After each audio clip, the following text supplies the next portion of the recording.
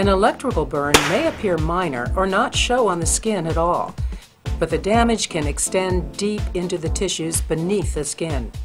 If a strong electrical current passes through your body, internal damage such as a heart rhythm disturbance or cardiac arrest can occur.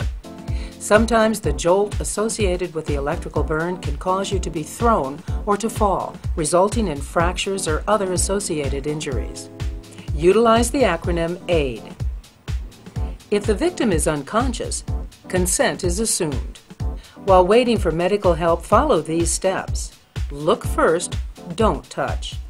A person may still be in contact with the electrical source. Touching the person may pass the current through you. Turn off the power at its source if possible. If this is not an option, wait for emergency medical help. All materials conduct electricity if the voltage is high enough.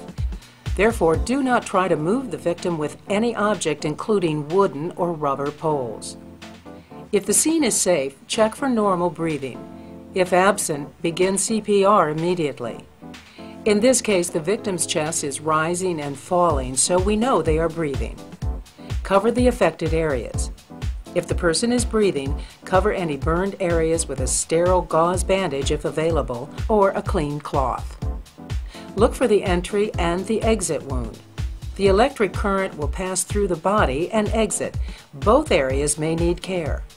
Treat for shock. Administer emergency oxygen and maintain body temperature.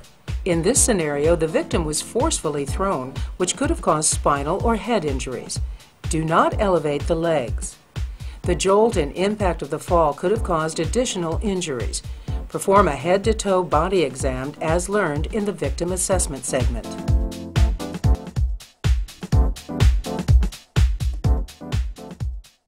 An evisceration is an intestine or other internal organ that is protruding through a wound in the abdomen.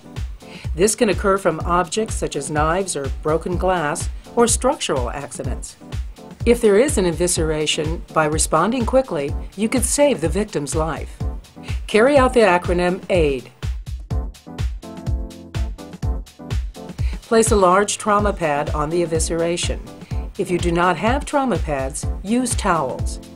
Keep trauma pad or towels wet. Once you notice it drying up, pour more water onto the towel. Never attempt to reinsert protruding organs. Treat for shock.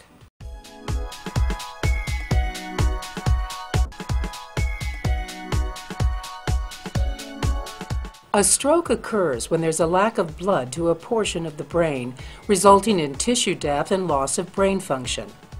To test a possible stroke victim, remember the first three letters of the word stroke, S-T-R.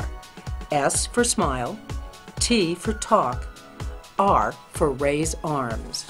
Ask the victim to smile.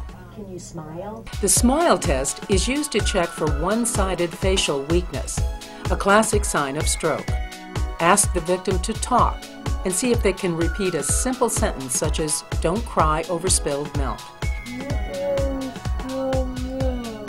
This is used to check for slurring of speech, another classic sign. Ask the victim to close their eyes and raise their arms. Stroke victims usually cannot raise both arms to the same height and hold them there. If any one of these three tests is abnormal, the probability of stroke is 72%.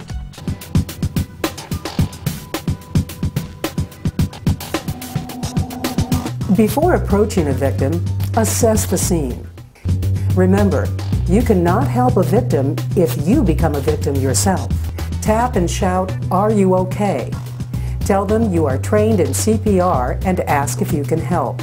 If the victim is not breathing or is not breathing normally, start CPR. Use the mnemonic CAB, which starts with 30 chest compressions. When you see a child collapse, call out for help. Help! Make sure the scene is safe to approach. When someone arrives, point to them and have them call 911 and get an AED. Remember to use personal protection equipment.